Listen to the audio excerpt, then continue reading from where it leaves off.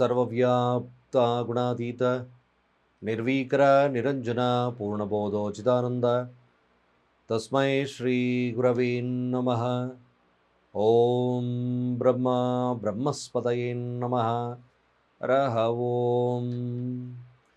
ಸಮಸ್ತ ತುಳಸಿ ವೀಕ್ಷಕರಿಗೆ ಶಿವಸ್ವಾಮಿ ಗುರುಜಿಯ ಅನಂತ ನಮಸ್ಕಾರಗಳು. ಸ್ನೇಹಿತರೆ, ನೀವೇನಾದರೂ ಡ್ಯುಪ್ಲೆಕ್ಸ್ ಅಥವಾ ತ್ರಿಪ್ಲೆಕ್ಸ್ ಮನೆಗಳನ್ನು ನಿರ್ಮಾಣವನ್ನು ಮಾಡಿ ಕಟ್ಟಿದ್ದೀರಾ ಅಥವಾ ಕಟ್ಟಕ್ಕೆ ತಯಾರಿ ಮಾಡ್ಕೊಳ್ತಾ ಇದ್ದೀರಾ, ಇನ್ನು ನಿರ್ಮಾಣ ಹಂತದಲ್ಲಿದ್ದೆ ಗುರುಗಳೇ ಅಂತಕ್ಕಂಥವ್ರು ಖಂಡಿತ ಈ ಒಂದು ವಿಡಿಯೋನ ಮಿಸ್ ಮಾಡ್ಕೋಬೇಡಿ. ನೋಡಿ, ಏನು ನ್ಯೂನತೆಗಳು ಕಾಡುತ್ತೆ ಆ ತ್ರಿಪ್ಲೆಕ್ಸ್ ಡ್ಯುಪ್ಲೆಕ್ಸ್ ಹಾಗೆ multi storey apartments are maximum 60% of vastu less ಇರುತ್ತೆ.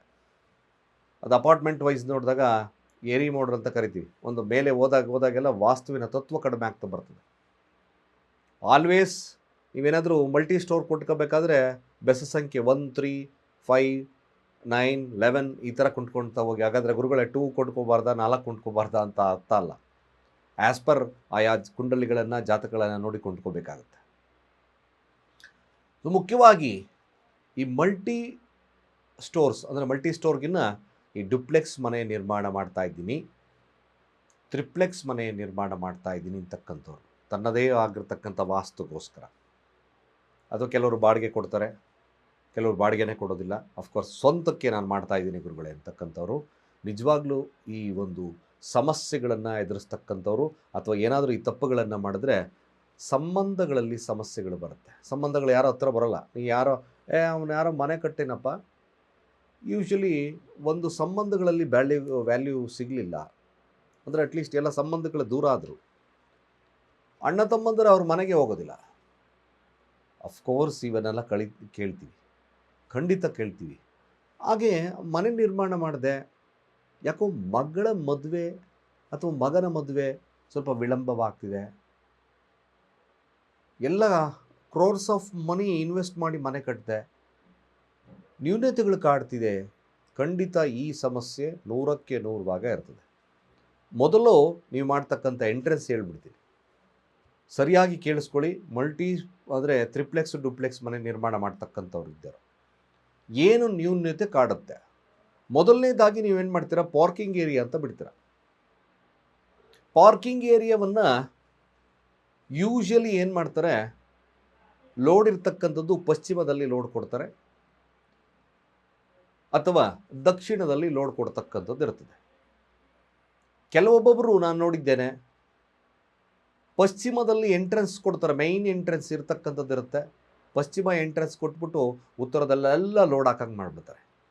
ಕಾರು ಮತ್ತೊಂದು ವಗೈರೆ ಹೇಳ್ತೀವಿ. Earth board is more important, ತಿಳ್ಕೊಳ್ಳಿ ಹೇಳ್ತೀನಿ. ನಾವು ಏನೇ ನೀವು ಮಲ್ಟಿ ಫ್ಲೋರ್ಸ್ ಕಟ್ಟಿದ್ದೀವಿ, ತ್ರಿಪ್ಲೆಕ್ಸು ಡುಪ್ಲೆಕ್ಸ್ ಕಟ್ಟಿದ್ದೀವಿ ಅಂತಕ್ಕಂಥವ್ರಾಗಿರ್ಬೋದು, ಬಹಳ ಭೂಮಿಯ ತತ್ವ ಬಹಳ ಮುಖ್ಯವಾಗಿ ಇಲ್ಲಿಂದಲೇ ಎನರ್ಜಿ ಪಾಸ್ ಆಗೋದಲ್ಲೂ ಕೂಡ ಅದನ್ನು ನಾವು ಸರಿಯಾಗಿ ತಿಳ್ಕೊಬೇಕಾಗುತ್ತೆ. ಸರಿಯಾಗಿ ತಿಳ್ಕೊಳ್ಳೋದಲ್ಲ, ಪಿಲ್ಲರ್ ಹಾಕ್ಬಿಟ್ಟು ಕೆಳಗಡೆ ಎಲ್ಲ ಕಾರು ಮತ್ತೊಂದು ವಗೈರೆ ದೊಡ್ಡ ದೊಡ್ಡ ಸ್ಟೋರ್ಸ್ ಎಲ್ಲ ಉತ್ತರದಲ್ಲಿ ಹಾಕ್ತೀರಾ, ಹಾಗೆ ಪೂರ್ವದಲ್ಲಿ ಹಾಕ್ತೀರಾ. ಹಾಗೆ ಇನ್ನೂ ಒಂದು ಮೈನ್ ರೀಸನ್ ತಪ್ಪು ಮಾಡ್ತಕ್ಕಂಥವ್ರು ನಾನು ನೋಡಿದ್ದೇನೆ. ಪಶ್ಚಿಮ ಕೆಳಗಡೆ ಎಂಟ್ರೆನ್ಸ್ ಇರ್ತದೆ, ಪೂರ್ವಕ್ಕೆ ನಾನು ಪೂರ್ವದ ನಿವೇಶನ ಬೇಕು ಅಂತ ಪೂರ್ವಕ್ಕೆ ಬಾಗಿಲಿಡ್ತೀರ, ಹಿಂಗಿಂದ ಬರ್ತೀರಾ, ಹಿಂಗಿಂದ ಸುತ್ತರ್ಕೊಂಡು ಪೂರ್ವದಕ್ಕೆ ಹೋಗ್ತೀರಾ. ಸರಿಯಾಗಿ ತಿಳ್ಕೊಳ್ಳಿ, ಪಶ್ಚಿಮದ ಎನರ್ಜಿಯನ್ನು ಪೂರ್ವದಲ್ಲಿ ತಗೊಳಕ್ಕಾಗಲ್ಲ, ಅಲ್ಲೇ ದೊಡ್ಡ ನ್ಯೂನತೆ ಬರುತ್ತೆ.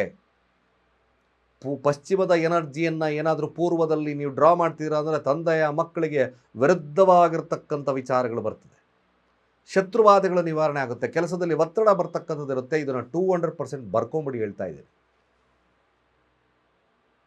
ಅದೇ ಕೆಲವೊಂದೊಂದು ಗುರುಗಳೇ, ನಂದು ದಕ್ಷಿಣಕ್ಕೆ ಇದು ಮೇಯ್ನ್ ರೀಸನ್ ಹೇಳ್ತಾ ಇರ್ತಕ್ಕಂಥದ್ದು.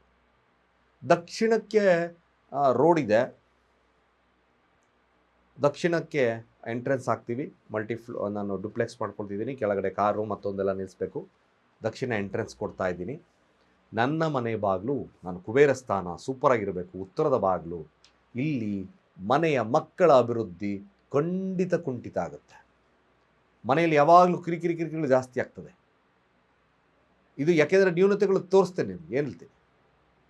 ಹಾಗೆ ಹೆಣ್ಣು ಮಕ್ಕಳ ವಿಚಾರದಲ್ಲಿ ಹಿನ್ನಡೆ ಆಗ್ತಕ್ಕಂಥದ್ದು ಅಂದರೆ ಮದುವೆ ವಿಳಂಬ ಆಗ್ಬೋದು, ಆ ಮನೆಯಲ್ಲಿ ಸರಿಯಾಗಿ ಹೆಣ್ಣು ಮಕ್ಕಳು ಗ್ರೋತ್ ಆಗ್ದಲೇ ಇರಬಹುದು, ಮೆನೋಪಾಸ್ ಕಡಿಮೆ ಆಗ್ಬೋದು, ಅಥವಾ ಬೇಗ ತಕ್ಕ ವಯಸ್ಸಿಗೆ ಆ ಹುಡುಗಿ ದೊಡ್ಡಲಾಗ್ದಲೇ ಇರ್ತಕ್ಕಂಥ ಸನ್ನಿವೇಶಗಳು ಬರ್ಬೋದು. ಖಂಡಿತವಾಗಿ ನಿಮಗೆ ಸೌತ್ ಎನರ್ಜಿಯನ್ನು, ಅಂದರೆ ನೀವು ಒಳಗಡೆ ಬರ್ತಕ್ಕಂಥ ಎನರ್ಜಿ ಆಮೇಲೆ ಸುತ್ತರ್ಕೊಂಡು ನಾರ್ತಿಗೆ ಬರ್ತಾ ಇದ್ದೀರಾ ಅಂದರೆ ತಪ್ಪಿಸಿ ಅದನ್ನು. ಇಲ್ಲಿ ದೊಡ್ಡ ಸಮಸ್ಯೆಗಳು ಕಾಡ್ತದೆ. ಇನ್ನಷ್ಟು ವಿಚಾರಕ್ಕೆ ಬರೋದಾದರೆ ನೋಡಿ, ಸೌತ್ ಎನರ್ಜಿಯನ್ನು ನೀವು ಈಸ್ಟಲ್ಲಾದರೂ ಡ್ರಾ ಮಾಡ್ಕೋಬೋದು. ನೀವು ಸೌತಲ್ಲಿ ಎಂಟ್ರೆನ್ಸ್ ಒಂದು ಬರ್ತಾ ಇದ್ದೀವಿ ಗುರುಗಳೇ, ಖಂಡಿತವಾಗಿ ನೀವು ಪೂರ್ವದಲ್ಲಿ ಬಾಗಿಲು ಕೊಡ್ಬೋದು, ತೊಂದರೆ ಇಲ್ಲ. ಅದೇ ಪಶ್ಚಿಮದಲ್ಲಿ ಎಂಟ್ರೆನ್ಸ್ ಬರ್ತೀನಿ, ನಾರ್ತ್ ಕೊಡಬಹುದು. ನಾರ್ತ್ ಒಂದೇ ಕೊಡ್ತಕ್ಕಂಥ ಸಾಧ್ಯತೆ. ನಾನು ನಾರ್ತ್ಗೆ ಬಾಗಿಲು ಇಟ್ಕೋಬೇಕು ಅಂದರೆ ಅಲ್ಲಿ ನಾರ್ತ್ಗೆ ಪ್ರಿಯಾರಿಟಿ ಕೊಡ್ಬೋದು. ಇದು ಒಂದು ನೀವು ಟ್ರಿಪ್ಲೆಕ್ಸ್ ಅಂದರೆ ಡುಪ್ಲೆಕ್ಸ್ ತ್ರಿಪ್ಲೆಕ್ಸ್ ಕಟ್ತಾ ಇರೋರು. ಇನ್ನೊಂದು ಬಹಳ ಮುಖ್ಯವಾಗಿರ್ತಕ್ಕಂಥ ವಿಚಾರ ನಾನು ಹೇಳ್ತೀನಿ. ಯಾರು ಈ ನಿರ್ಮಾಣ ಮಾಡಿದ್ದೀರೋ, ಕೆಳಗಡೆ ಜಾಗ ಕಡಿಮೆ ಇರುತ್ತೆ, ಇವೇನು ಮಾಡ್ತೀರಾ, ವಾಯುವ್ಯದಲ್ಲಿ ಜಾಗ, ನನ್ನ ಕಡೆ ಉತ್ತರಕ್ಕೆ ಜಾಗ ಇಲ್ಲ, ಪೂರ್ವಕ್ಕೆ ಜಾಗ ಇಲ್ಲ, ದಕ್ಷಿಣಕ್ಕೆ ಎಕ್ಸ್ಟೆಂಡ್ ಮಾಡ್ಕೊಳ್ತಾರೆ, ಟೆರೆಸ್ ಮಾಡ್ಕೊಂಡು ಇನ್ನಷ್ಟು ಜಾಗ ಎಳಿತಾರೆ. ಆಮೇಲಿಂದ ಪಶ್ಚಿಮಕ್ಕೆ ಬರ್ತಾರೆ, ವಾಯುವ್ಯದಲ್ಲಿ ಸಖತ್ತಾಗಿ ಎಳ್ಕೊಂಡ್ಬಿಡ್ತಾರೆ. ನಿಜವಾಗ್ಲೂ ಹೇಳ್ತಾ ಇದ್ದೇನೆ, ಈ ಥರದ ನ್ಯೂನತೆಗಳೇನಾದರೂ ಮಾಡಿದ್ರೆ ಮನೆಯಲ್ಲಿ ಭಾಳಷ್ಟು ನ್ಯೂನತೆಗಳು ಕಾಡುತ್ತೆ, ಸಂಬಂಧಗಳು ಹಾಳಾಗ್ತದೆ, ಮನೆಯ ಅಭಿವೃದ್ಧಿಗಳು ಕುಂಠಿತ ಆಗ್ತಕ್ಕಂಥಿರ್ತದೆ, ಜೊತೆಗೆ ಫೈನಾನ್ಷಿಯಲ್ ಕ್ರೈಟೀರಿಯಾ ಬರ್ಬೋದು, ಯಾವುದೇ ಒಂದು ವ್ಯವಸ್ಥೆಗಳಾಗದಲ್ಲೇ ಇರತಕ್ಕಂಥ ಸನ್ನಿವೇಶಗಳು ಬರುತ್ತೆ. 200% ನೀವು extendable area only the East and north, ನೀವು ಎಳ್ಕೋಬೋದಾಗಿರ್ತಕ್ಕಂಥ ಏರಿಯಾ, ಬೆಳೆಸ್ಕೊಳ್ತಕ್ಕಂಥ ಏರಿಯಾ ಜಾಗ ಇಲ್ಲ ಅಂತ ಹೆಂಗದಂಗೆ ಎಳ್ಕೊಂಡೋಕ್ಕಾಗಲ್ಲ. ನಾನು ಮ್ಯಾಕ್ಸಿಮಮ್ ನೋಡಿದ್ದೇನೆ ಇದನ್ನು. ಹಾಗೆ ಮುಖ್ಯ ಪಾತ್ರ ವಹಿಸ್ತಕ್ಕಂಥದ್ದು ಸ್ಟೇರ್ ಕೇಸ್. ತ್ರಿಪ್ಲೆಕ್ಸನ್ನು ನಿರ್ಮಾಣ ಮಾಡಿ ಮನೆಯ ಬಾಗಿಲಿಗೆ ಎದುರಾಗಿ ನೀವೇನಾದರೂ ಸ್ಟೇರ್ ಕೇಸು ಅಥವಾ ನಿಮ್ಮ ಏನು ಎಲಿವೇಟರ್ಗಳನ್ನು ಇಟ್ಕೊಂಡ್ರೋ, ಈ ಲಿಫ್ಟ್ಗಳನ್ನು ಇಟ್ಕೊಂಡ್ರೋ, ಮನೆ ಕರೆಕ್ಟಾಗಿ ಬಾಗಿಲಿಗೆ ಎದುರಾಗಿ ಲಿಫ್ಟ್ಗಳೇನಾದ್ರು ಬಂತೋ, ಅಥವಾ ನಿಮ್ಮ ಮನೆಯ ಸ್ಟೇರ್ ಕೇಸ್ ಪ್ರಾರಂಭವಾಗ್ತಕ್ಕಂಥದ್ದು ನಿಮ್ಮ ಮನೆಯ ಬಾಗಿಲು ಕರೆಕ್ಟಾಗಿದೆ, ಅಲ್ಲಿದ್ದ ಸ್ಟೇರ್ ಕೇಸ್ ನಿರ್ಮಾಣವಾಗುತ್ತೆ, ಮ್ಯಾಕ್ಸಿಮಮ್ ಅಲ್ಲಿ ಮನೆಯ ಸ್ತ್ರೀಯರ ಸಮಸ್ಯೆಗಳು ಕಾಣುತ್ತೆ. ಜೊತೆಗೆ ಮನೆಯಲ್ಲಿ ಮಧ್ಯಭಾಗದಲ್ಲೇ ಸ್ಟೇರ್ ಕೇಸ್ ಹಾಕ್ತಾರೆ, ಅದು ಬ್ರಹ್ಮಸ್ಥಾನಕ್ಕೆ ಹೊಡೆತ ಬಿತ್ತು ಅಂದರೆ ಮನೆಯ ಅಭಿವೃದ್ಧಿಗಳು ಕುಂಠಿತ ಆಗ್ತದೆ, ಗುರುವಿನ ಬಲ ಕಡಿಮೆ ಆಗುತ್ತೆ, ಗ್ರೋತ್ ಕಡಿಮೆ ಆಗ್ತದೆ, ಇದ್ದಕ್ಕಿದ್ದಾಗೆ ಮನೆಯ ಯಜಮಾನನ ಗ್ರೋತ್ ಆಟೋಮೆಟಿಕಾಗಿ ಕಡಿಮೆ ಆಗುತ್ತೆ. 100ಕ್ಕೆ 100 ಸಮಸ್ಯೆಗಳು ಉಲ್ಬಣವಾಗ್ತದೆ. ನಾನು ಎಷ್ಟೋ ಮನೆಗಳನ್ನು ನೋಡಿದ್ದೀನಿ.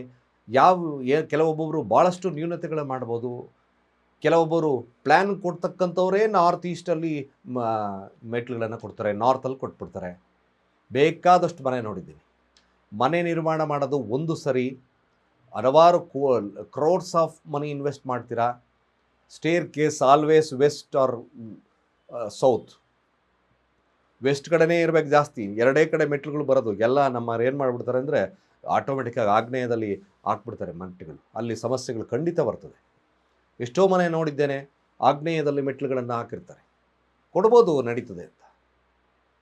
ಎಲ್ಲಿ ವೆಸ್ಟ್ ಮತ್ತು ಸೌತಲ್ಲಿ ಮಾತ್ರ ಮೆಟ್ಟುಗಳಿಗೆ ಪ್ರಿಯಾರಿಟಿ ಇರತಕ್ಕಂಥದ್ದು, ಮನೆಯಲ್ಲಿ ಒಳಭಾಗದಲ್ಲಾದರೂ ಮಾಡ್ಕೊಳ್ಳಿ, ಎಲ್ಲಾದರೂ ಮಾಡ್ಕೊಳ್ಳಿ.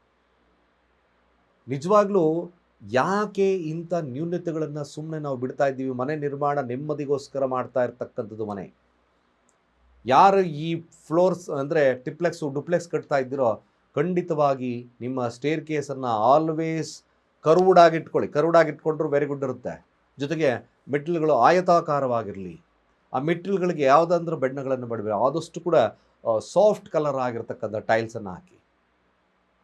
ಆಲ್ವೇಸ್ ಮೆಟ್ಟಿಲುಗಳು ಕೂಡ ಯಾವಾಗಲೂ ಕಟ್ಟಾಗಿರೋದು, ಅರ್ಧ ಇರೋದು, ಹಿಂಗೆ ವಕ್ರ ಆಗಿರತಕ್ಕಂಥ ಮೆಟ್ಟಿಲುಗಳು ಬೇಡ. ತುಂಬ ಫಿನಾನ್ಷಿಯಲ್ ಕ್ರೈಟೀರಿಯಾ ಬರುತ್ತೆ, ಅವಕಾಶಗಳು ವಂಚಿತ ಆಗ್ತಕ್ಕಂಥದ್ದೆಲ್ಲ ಇರುತ್ತೆ. ಸೋ ಮೆನಿ ವಾಸ್ತು ದೋಷಗಳು ಹುಡುಕ್ಬೋದು ಬೇಕಾದಷ್ಟು, ಬಟ್ ತುಂಬಾ ಅಕ್ಯುರಸಿ ಕೊಡ್ಲಿಕ್ಕೆ ಆಗದಿದ್ರು ಕೂಡ ಅಬೌಟ್ 90 to 80% ಆಫ್ ಅಕ್ಯುರಸಿ ವಾಸ್ತುವಲ್ಲಿ ಕೊಡಬೇಕಾಗ್ತದೆ.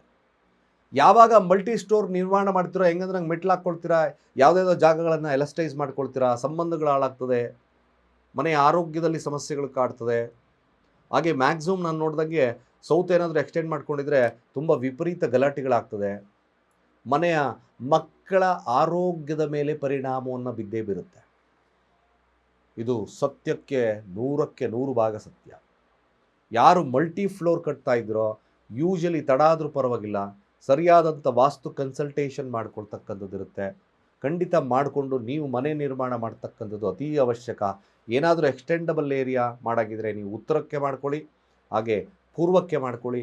ಎಂಟ್ರೆನ್ಸ್ ಈಸ್ ಮೋರ್ ಇಂಪಾರ್ಟೆಂಟ್, ಭಾಳ ಮುಖ್ಯವಾಗಿರ್ತಕ್ಕಂಥ ವಿಚಾರ. ಈ ಎಂಟ್ರೆನ್ಸ್ ಕೂಡ ಬಹಳ ಮುಖ್ಯವಾಗ್ತದೆ. ಆ ಎಂಟ್ರೆನ್ಸು ಮತ್ತು ಪಾರ್ಕಿಂಗ್ಸು ಎಲ್ಲವನ್ನ ಸರಿಯಾದಂಥ ನಿರ್ಮಾಣ ಮಾಡಿದ್ರೆ ಮಾತ್ರ ನಿಮ್ಮ ಮನೆ ನಂದಾಗೋಕುಲವಾಗ್ತದೆ. ಯಾರು ಟ್ರಿಪ್ಲೆಕ್ಸು ಡುಪ್ಲೆಕ್ಸ್ ಕಟ್ತಿದ್ರೋ ಅವಶ್ಯಕವಾಗಿ ವಿಡಿಯೋವನ್ನು ನೋಡಿ. ಖಂಡಿತವಾಗಿ, ಯಾಕೆಂದರೆ ನಾನು ಇವತ್ತು ಪೂರ್ತಿ ಈ ಸೀರೀಸ್ ಎಲ್ಲ ವಾಸ್ತುದು ಮಾಡಿದ್ದೇನೆ.